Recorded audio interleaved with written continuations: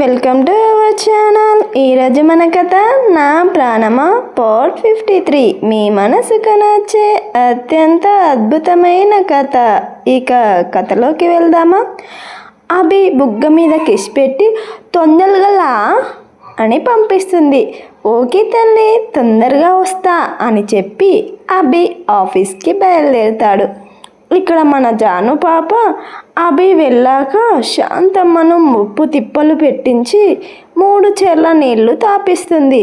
అభి lunch టైంలో జాను ఏం చేస్తుందో అని ల్యాప్టాప్ ఓపెన్ చేసి తను చేస్తున్న అల్లరి మొత్తం చూసి హ్యాపీగా నవ్వుతాడు. ఇక శాంతమ్మను పరిగెత్తిస్తూ తను పెట్టిన అన్నం తినకుండా మారం చేస్తుంటే శాంతమ్మకు ఓపిక నశించి, జాను నువ్వు అన్నం తినకుండా నన్ను ఇలాగే పరిగెట్టిస్తే నేను వెళ్ళిపోతా అని బెదిరిస్తుంది.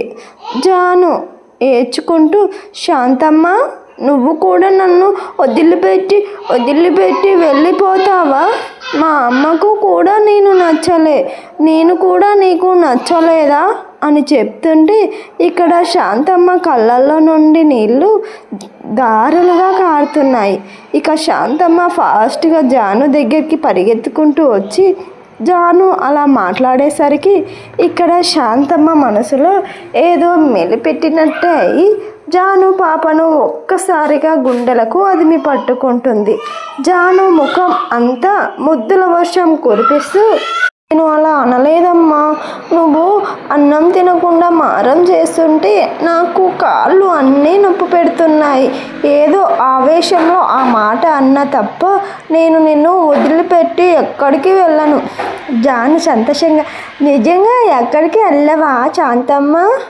వెళ్ళను, నీతోనే ఉంటా. జాను, మా మంచి శాంత, నిన్ను ఇక ఏమీ ఇబ్బంది పెట్టను. నీ కాళ్ళు నొప్పి పెడుతున్నాయి కదా, నువ్వు ఏం చెప్తే అదే చేస్తా అని అమాయకంగా ఫేస్ పెట్టి చెప్తుంది. జాను పాప అలా చెప్తుంటే శాంతమ్మ మెచ్చుకుంటూ, నా బంగారు తల్లే అప్పుడే ఎంత పెద్దదయ్యింది అని జాను నుదిటి మీద ముద్దు పెడుతుంది. జాను కూడా శాంతమ్మ నుదిటి మీద ముద్దు పెట్టి హగ్ చేసుకుంటుంది. శాంతమ్మ, నేను ఒకటి అలుగుతో చెప్తావా అని చిట్టి మాటలతో అంటుంటే, చెప్పు తల్లి, నువ్వు ఏం అడిగినా నేను సమాధానం చెప్తాను. మా అమ్మ నన్ను వదిలిపెట్టి ఎక్కడికి వెళ్ళింది? మా అమ్మకు నేనంటే ఇష్టం లేదా? మా అమ్మ ఎప్పుడు నా దగ్గరికి వస్తుంది అని జానమ్మ బాధగా అడుగుతుంటే శాంతమ్మ బాధగా జాను వైపు చూస్తూ, వస్తుంది తల్లి, మీ అమ్మ తొందరలోనే నీ దగ్గరికి వస్తుంది. ఏదో పని ఉండడం వల్ల వేరే కంట్రీస్కి వెళ్ళిందంట. డాడీ చెప్పారు, నువ్వు గుడ్ గర్ల్ లెక్క ఉంటే మమ్మీ తొందరగా నీ దగ్గరికి వస్తుంది. చాలా సంతోషంగా, నిజంగానే శాంత? నిజం జాను అని చెప్పగానే ఫాస్ట్గా జాను అక్కడ టేబుల్ దగ్గర ఉన్న చైర్లో కూర్చొని, శాంత నాకు ఆకలి అవుతుంది అని పొట్ట పట్టుకొని చెప్తూ, అన్నం పెట్టవా అని క్యూట్గా అడుగుతుంది. శాంత జాను దగ్గరికి వెళ్ళి ప్లేట్లో అన్నం కూర వడ్డించుకొచ్చి జాను పక్కన కూర్చొని తను తినిపిస్తుంటే జాను మారం చేయకుండా ఫాస్ట్గా తినేస్తుంది. మొత్తం తినేగా చివరగా ఒక ముద్ద ప్లేట్లో మిగిలిచ్చి జానుకు దిష్టి తీస్తుంటే జాను బుద్ధిగా కూర్చుంటుంది. తర్వాత శాంతమ్మ చెయ్యి వైపు చూపిస్తూ, ఎందుకు శాంత ప్లేట్ను అలా తిప్పుతున్నావు అని అమాయకంగా అడుగుతుంది. శాంత, నీకు దిష్టి తీస్తున్నాను తల్లి, ఇలా చేస్తే నీకు ఏ దిష్టి తగలకుండా ఆరోగ్యంగా ఉంటావు అని చెప్తుంటే ఎంతో శ్రద్ధగా శాంతమ్మ మాటలు వింటుంది జాను. అలా కొద్దిసేపు శాంతంతో ఆడుకుంటూ నెమ్మదిగా నిద్రలోకి జారుకుంటుంది. శాంతమ్మ జానును తీసుకువెళ్ళి బెడ్రూమ్లో పడుకోబెట్టి బ్లాంకెట్ కప్పి వస్తుంటే జాను శాంతమ్మ చెయ్యిని గట్టిగా పట్టుకుంటుంది. తన చెయ్యి వైపు చూసి నవ్వుకుంటూ జాను తల దగ్గర కూర్చొని చిన్నగా తన తల నిమురుతుంటే హాయిగా బజ్జుంటుంది జాను పాప. ఇక్కడ అభి నైట్ 8 అవుతున్నా ఇంటికి వెళ్ళకుండా ఆఫీస్లో వర్క్ ఎక్కువగా ఉండడం వల్ల వర్క్ చేసుకుంటూ ఉంటాడు. తనకు జానుని బయటికి తీసుకువెళ్తానన్న విషయమే గుర్తుకు ఉండదు. జాను సాయంత్రం నుండి హడావుడి అంతా ఇంత కాదు. చాలా అంటే చాలా ఎగ్జైట్మెంట్గా మా డాడీ నన్ను ఈరోజు బయటికి తీసుకెళ్తానన్నారు.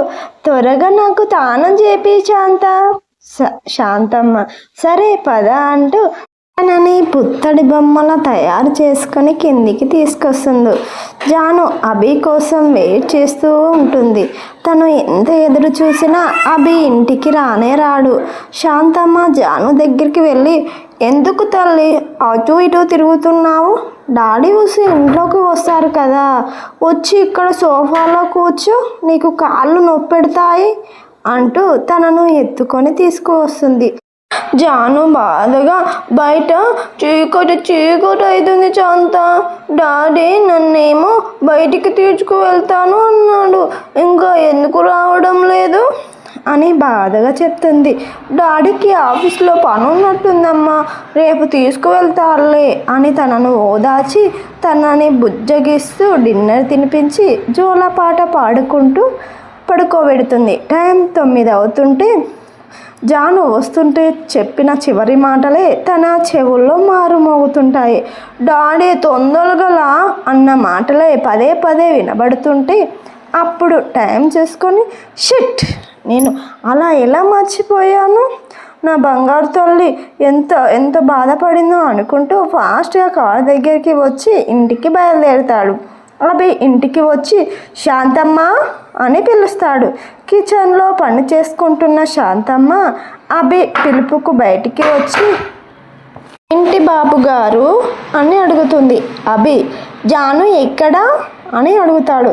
జాను అమ్మగారు మీకోసం ఎదురు చూసి ఇంతసేపే తనను నిద్రపుచ్చి వచ్చాను అని చెప్తుంది. అభి బాధగా, జాను ఏడ్చిందా శాంతమ్మ? ఏడవలే కానీ చాలా బాధపడింది బాబుగారు, మీకోసం చాలా వెయిట్ చేసింది. సరే శాంత, నేను వెళ్ళి ఫ్రెష్ అయి వస్తాను అని పైకి వెళ్ళేసరికి జాను హాయిగా నిద్రపోతూ ఉంటుంది. అభి జాను దగ్గరికి వెళ్ళి తన నుదిటి మీద చేయి వేయగానే అభి స్పర్శకి జాను కళ్ళు తెరిచి, డాడీ వచ్చాలా అని మెరిసే కళ్ళతో అడుగుతుంది. ఆ తల్లి, ఇప్పుడే వచ్చాను, ఆఫీస్లో హెవీ వర్క్ ఉండడం వల్ల మర్చిపోయాను తల్లి, నన్ను క్షమిస్తావు కదా? సారీ, రేపు లీవ్ తీసుకొని మార్నింగ్ నుండి ఈవినింగ్ వరకు ఎంజాయ్ చేద్దామా, ఓకేనా? ఓకే డాడీ, ఇక పడుకో అమ్మా, నేను వెళ్ళి ఫ్రెష్ అయి వస్తాను. డాడీ, నేను ఫాస్ట్గా పడుకుంటా, ఫాస్ట్గా లేచాక బయటికి వెళ్దాం అని తన బుగ్గ మీద ముద్దు పెట్టి వాష్రూమ్లోకి వెళ్తాడు. అభి ఫ్రెష్ అయి బయటికి వచ్చేసరికి శాంతమ్మ అభి కోసమే వెయిట్ చేస్తూ ఉంటుంది. డైనింగ్ టేబుల్ దగ్గరికి వెళ్ళి కూర్చోగానే అభికి ప్లేట్లో అన్నం కర్రీస్ పెట్టి, బాబుగారు నేను ఒకటి అడుగుతా, మీరేమి కోప్పడరు కదా అంటుంది. ఏమనను చెప్పు శాంతమ్మ.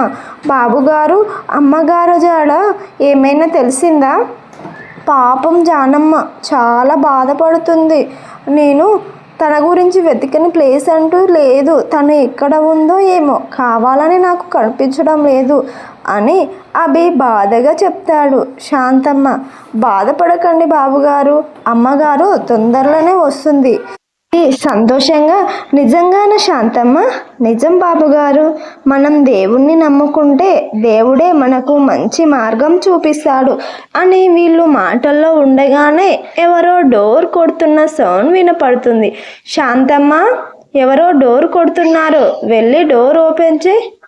సరే బాబుగారు అని శాంతమ్మ డోర్ తీయగానే ఎదురుగా ఉన్న మనిషిని చూసి బాబుగారు అని గట్టిగా అరుస్తుంది. అసలు శాంతమ్మ ఎందుకు అలా అరిచింది, అసలు వచ్చింది ఎవరు అని తెలుసుకోవాలంటే నెక్స్ట్ ఎపిసోడ్ వరకు ఆగాల్సిందే. ఈ కథ మీకు కనుక నచ్చినట్టయితే లైక్ చేయండి, షేర్ చేయండి. ఈ ఇంట్రెస్టింగ్ కథల కోసం మన ఛానల్ని సబ్స్క్రైబ్ చేసుకొని, మన కథ నచ్చితే కామెంట్ చేయండి. Thank you.